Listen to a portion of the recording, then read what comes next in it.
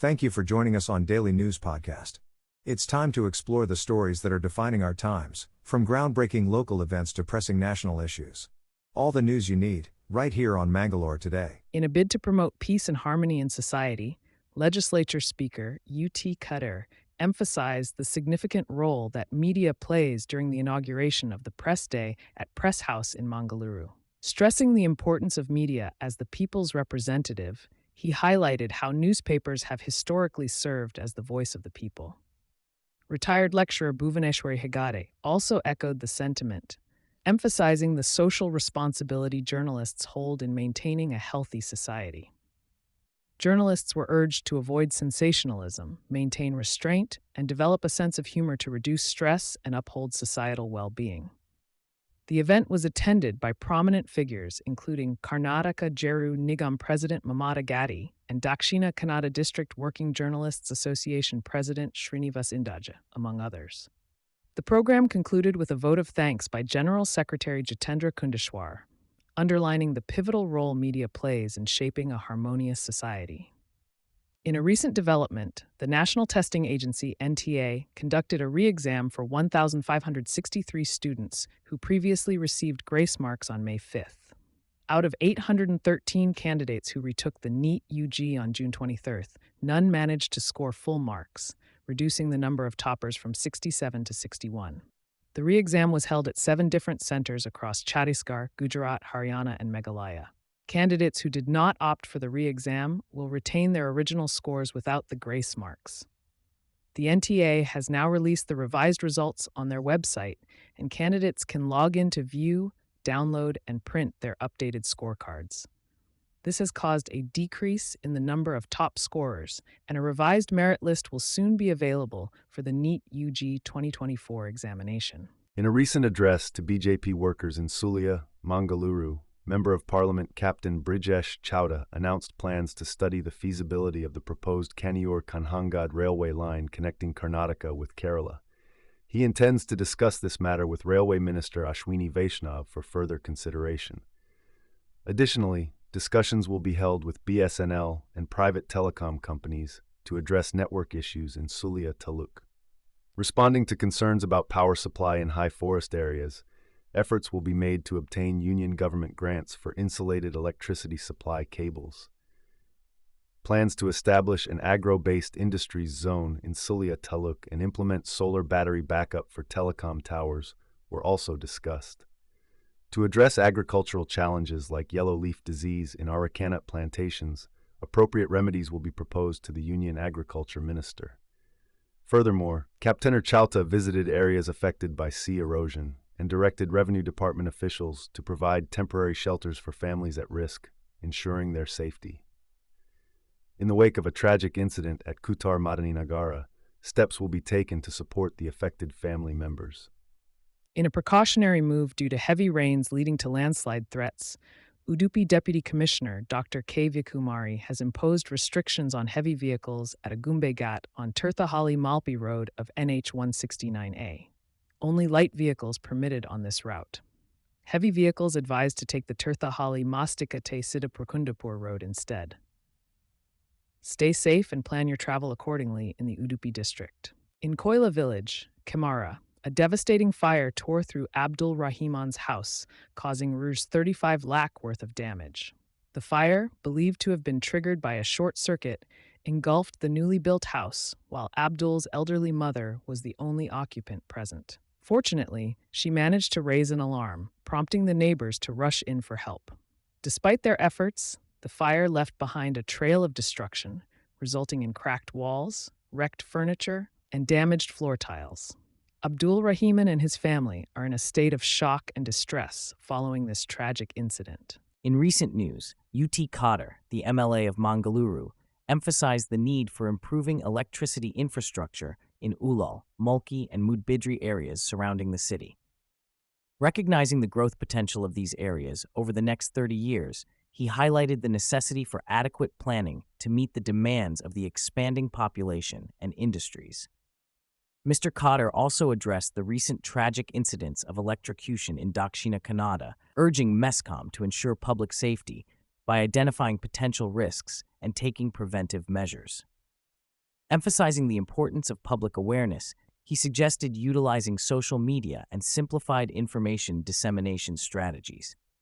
Additionally, he underlined the importance of coordination between forest authorities and MESCOM in maintaining clean and safe surroundings around transformers. These efforts aim to prevent future accidents and enhance the overall infrastructure of the region. In a concerning incident, a poorly constructed compound wall collapsed over a house in Bajal Palakere Ganadabedu, Mangalore.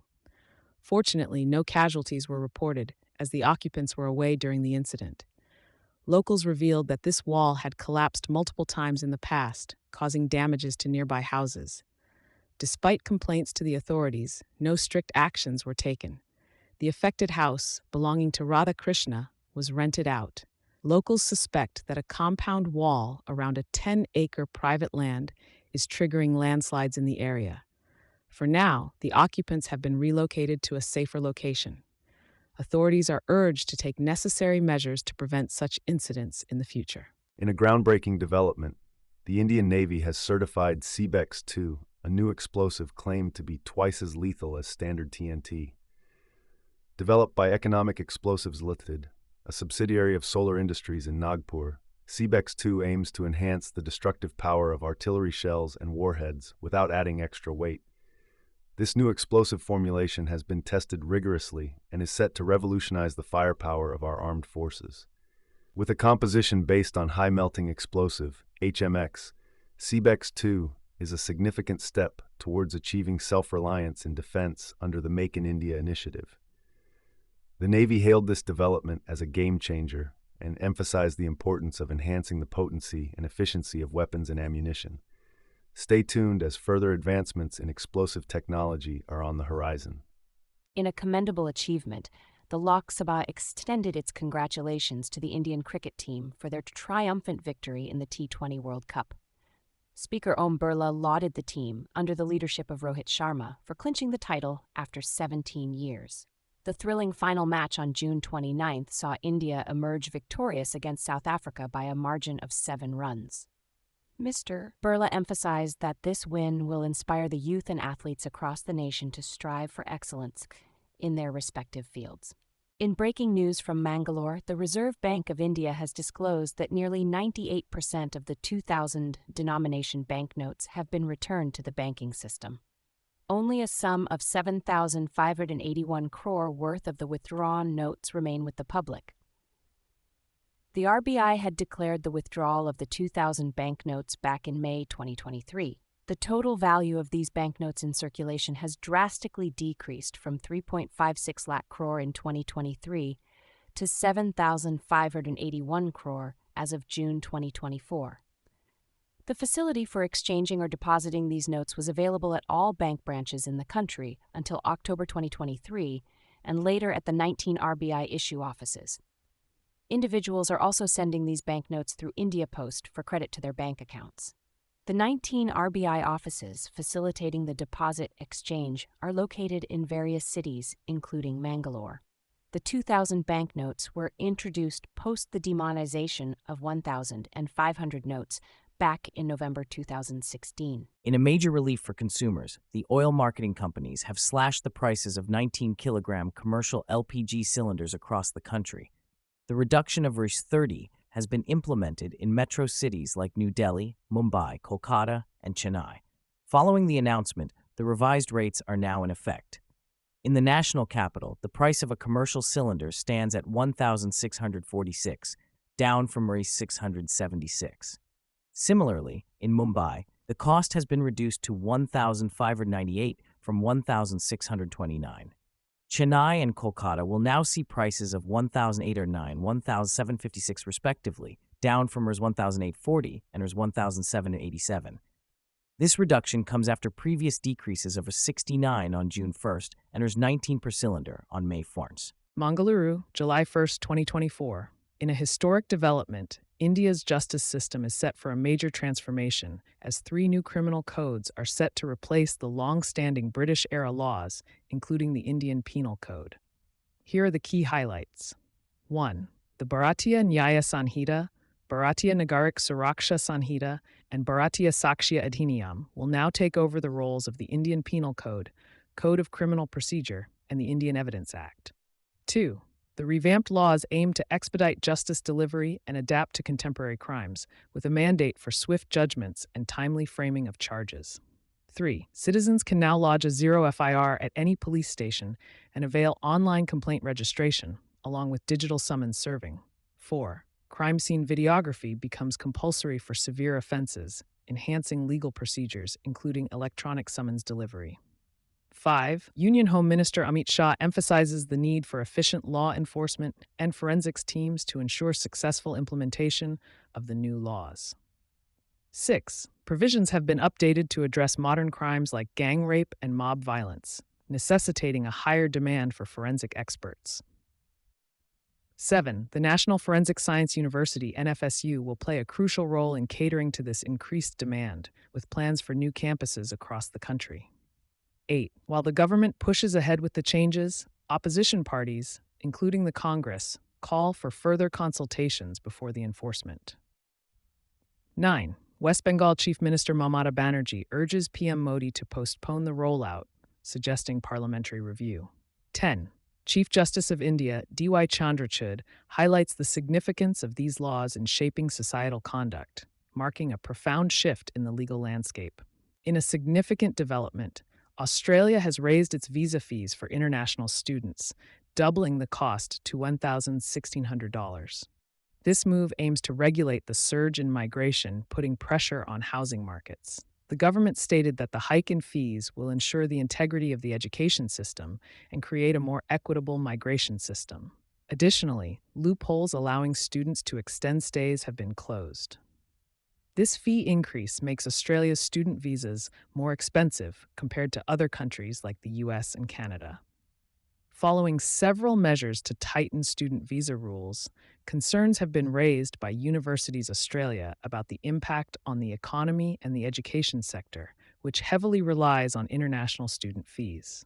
The international education industry is a significant contributor to Australia's economy, with earnings of $36.4 billion in the previous financial year. Union Minister Gajendra Singh Shekhawat announced a groundbreaking plan to transform Delhi's Raisina Hill complex into the world's largest museum by 2025.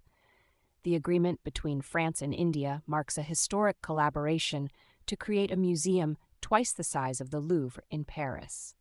Minister Shekhawat expressed pride in spearheading this monumental project, which will showcase India's rich history spanning 5,000 years.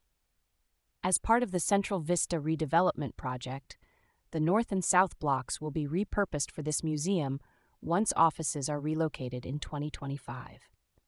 Additionally, India will host the World Heritage Committee meeting for the first time next month, with hopes of adding another heritage site to its impressive collection, currently ranking third globally.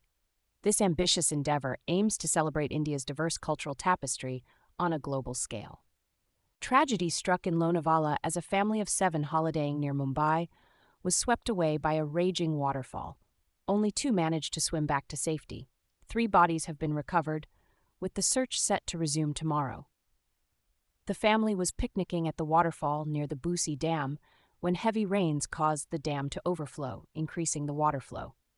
The terrifying incident was captured on video, showing the family clinging to each other before being overwhelmed by the water.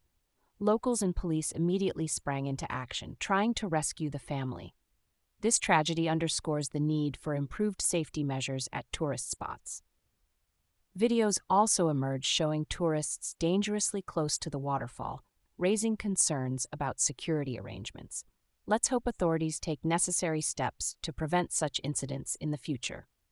Stay tuned for updates. In a tragic incident in Tamil Nadu's Kalakurichy district, the death toll from the Hooch tragedy has climbed to 65. District authorities confirmed that 148 individuals have been discharged from hospitals, while 16 are still receiving treatment across various medical facilities. National Commission for Women has launched an inquiry led by member Khushbu Sundar to investigate the matter. A delegation from the NDA, including BJP leaders and MP G.K. Vasan, met with the National Commission for Scheduled Castes to seek justice and compensation for the victims' families.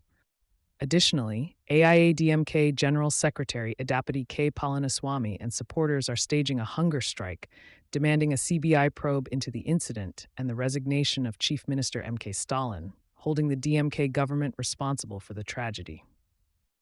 That's all from us today. We sincerely thank you for tuning in. For more details on the stories you've heard and for continuous news coverage, please visit mangaloretoday.com. Subscribing ensures you're always updated. Farewell, until our paths cross again.